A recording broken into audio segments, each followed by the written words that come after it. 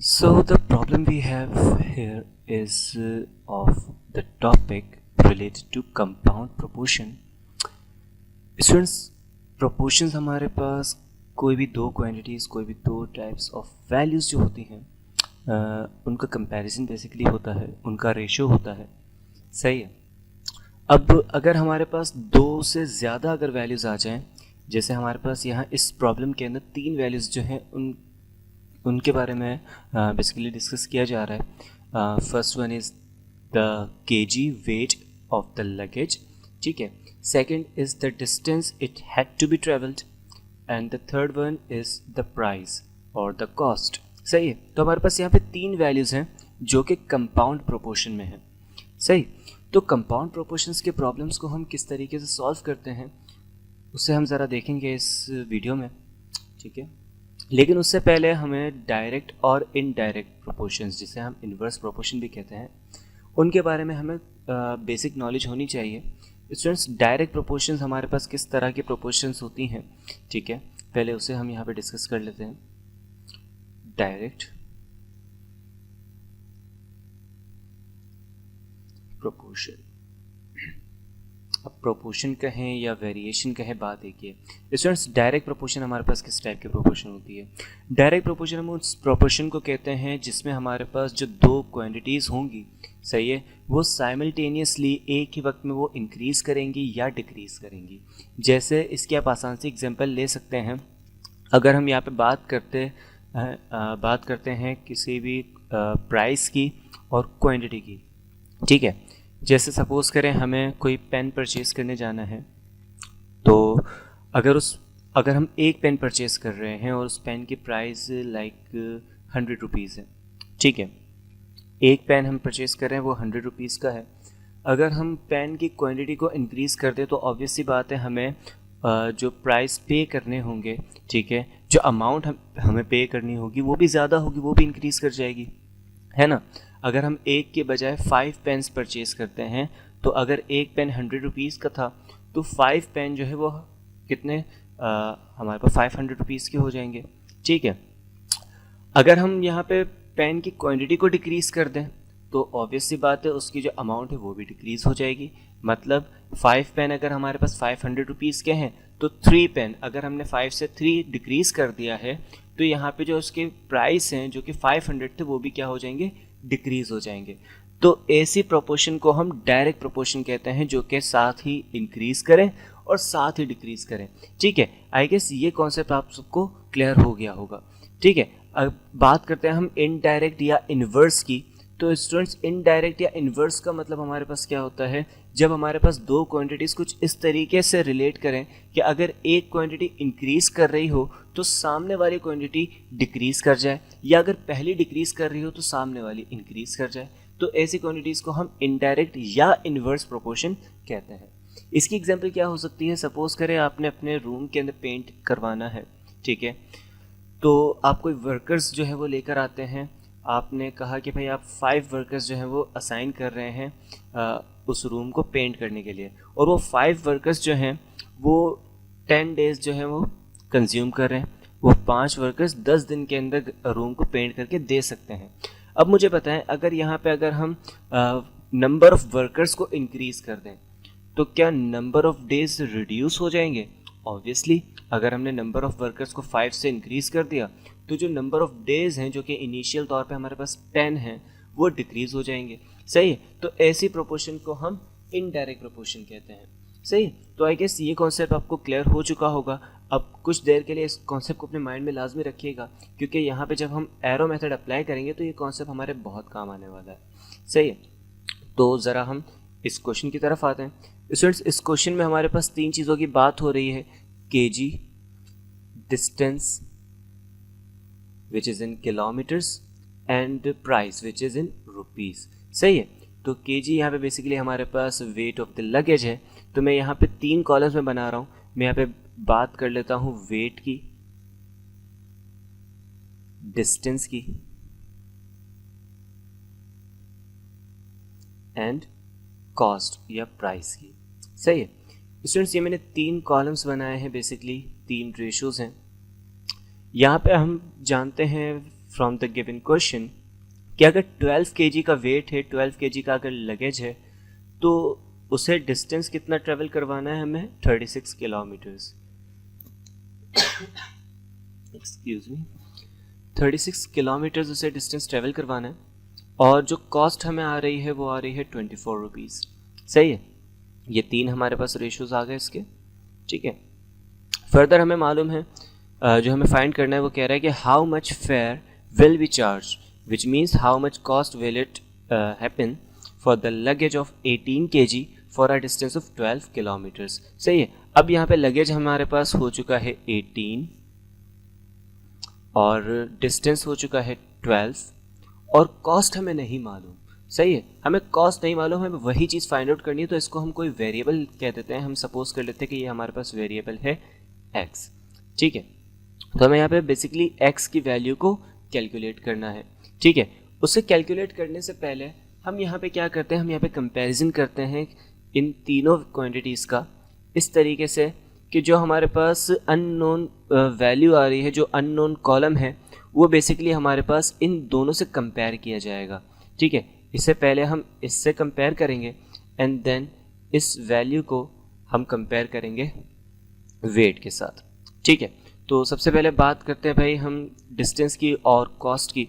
तो मुझे बताएं, अगर यहाँ पे डिस्टेंस को हमने इंक्रीज़ या डिक्रीज़ कर दिया है तो क्या कॉस्ट इंक्रीज़ या डिक्रीज़ होगी?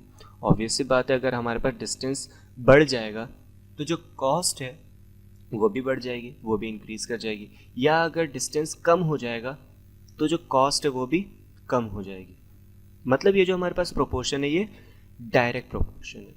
ठीक है, इसको मैं यहाँ पे डायरेक्ट कह देता हूँ। ठीक है, और यहाँ पे मैं एरो से असाइन कर दूंगा विच इज़ 36 विल इंक्रीज। ठीक है, और कॉस्ट भी हमारे पास क्या हो जाएगी? इंक्रीज हो जाएगी। ठीक है, आई गेस ये कॉन्सेप्ट सबको क्लियर होगा। अब कॉस्ट को ज़रा हम कंपेयर करते हैं वेट के साथ। तो मुझे बताएं, अगर हम वेट को इंक्रीज़ या डिक्रीज़ करें, चलिए बात करते हैं इतनी या डिक्रीज़ की नहीं, जस्ट इंक्रीज़ की।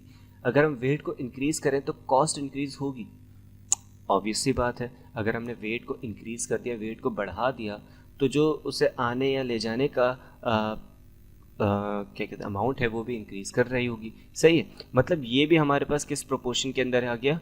ये भी हमारे पास डायरेक्ट प्रोपोर्शन में आ गया। ठीक है, तो यहाँ पे भी मैं एक एरो अपवर्ड डायरेक्शन में लगा रहा हूँ। सही है, अब ज़रा इसके सॉल्यूशन की बात कर ले। तो स्टूडेंट्स, इसका सॉल्यूशन बहुत ईजी है। ठीक है, सबसे पहले तो हम यहाँ पे इक्वल्स टू लगा देंगे, और इक्वल्स टू से पहले आप हमेशा उस कॉलम को लिखेंगे जिसमें हमारे पास अननोन क्वांटिटी है। सही है, तो अननोन क्वांटिटी हमारे पास इस कॉलम में है।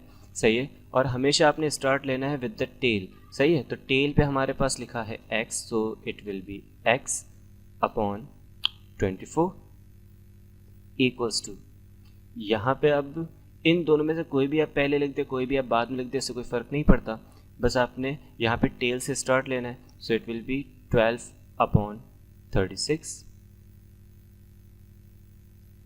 Multiply by 18 upon 12। ठीक है, आई गेस ये सब क्लियर हो चुका होगा। अब यहाँ पे जस्ट आपने नॉर्मल कैलकुलेशंस अपनी परफॉर्म करनी है। We know that 12 and 12 will be cancelled out and 18 1 ज़ा 18 2 ज़ा 36 हमारे पास होता है। So we will be left with x upon 24 equals to 1 upon 2। ठीक है, स्टूडेंट्स यहाँ पे 24 डिवाइड हो रहा है, वो वहाँ जाएगा मल्टीप्लाई हो जाएगा 1 से। So it will be x equals to 24 upon 2 and the final answer of x is 12। Students, x हमारे पास कॉस्ट थी, मतलब ये हो जाएगा 12 रुपीज़। मतलब जो हमारे पास 18 kg लगेज को 12 किलोमीटर के डिस्टेंस तक ले जाने के लिए फेयर होगा वो 12 रुपीज़ होगा। सही, तो आई गेस ये कॉन्सेप्ट आपको समझ आया होगा। सो मूव करते हैं हम फर्दर नेक्स्ट क्वेश्चन की तरफ।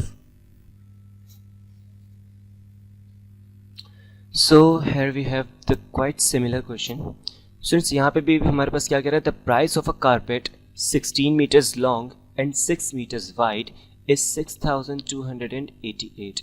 ठीक है, कारपेट की हमें मेजरमेंट्स यहाँ पे गिवन है। कहा जा रहा है कि भाई वो जो कारपेट है वो 16 मीटर लॉन्ग है और 6 मीटर्स वाइड है। अब उसकी जो प्राइस है वो 6288 है। What will be the price of 24 meters long and 12 meters wide carpet? सही है, तो इसे हम कॉलम वाइज सबसे पहले मेंशन कर लेते हैं। स्टूडेंट्स यहाँ पे हमें बताई जा रही है इसकी कॉस्ट, इसकी लेंथ एंड विड्थ। ठीक है, तीन चीज़ों का यहाँ पे जिक्र हो रहा है। स्टूडेंट्स कॉस्ट हमारे पास 6288 है, जब हमारे पास length 16 metres and width 6 metres है। ठीक है, सही है। और हमें फाइंड आउट करनी है इसकी कॉस्ट, विच मीन्स यहाँ पे हम एक्स पुट कर लेंगे। जब इसकी जो लेंथ है वो 24 मीटर्स है और इसकी विड्थ 12 मीटर्स है। ठीक हो गया। अब ज़रा कंपेयर करके देखते हैं, तो इसे हम पहले लेंथ के साथ कंपेयर करेंगे, देन कॉस्ट को हम कंपेयर कर लेंगे विड्थ के साथ। तो स्टूडेंट्स लेंथ को ज़रा देखें। अब मुझे बताएं, अगर हम लेंथ को इंक्रीज़ करें तो क्या कारपेट की जो कॉस्ट है वो भी इंक्रीज़ होगी? ऑब्वियस सी बात है ना। ऐसा तो नहीं है कि अगर हम उसकी लेंथ को डिक्रीज़ कर दें और उसकी लेंथ को इंक्रीज़ कर दें और उसकी प्राइस हमें ज़्यादा पे करनी पड़े, नहीं हो सकता। ठीक है, तो यहाँ पे हमारे पास दोनों एरोस अपवर्ड डायरेक्शन में आ गए और ये हमारे पास है डायरेक्ट। ठीक है, अब बात करते हैं हम कॉस्ट और विड्थ की।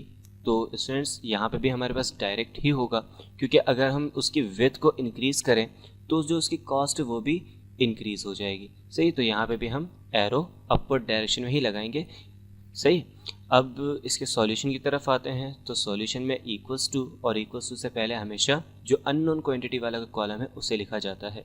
तो अननोन क्वांटिटी वाला कॉलम ये आ गया हमारे पास।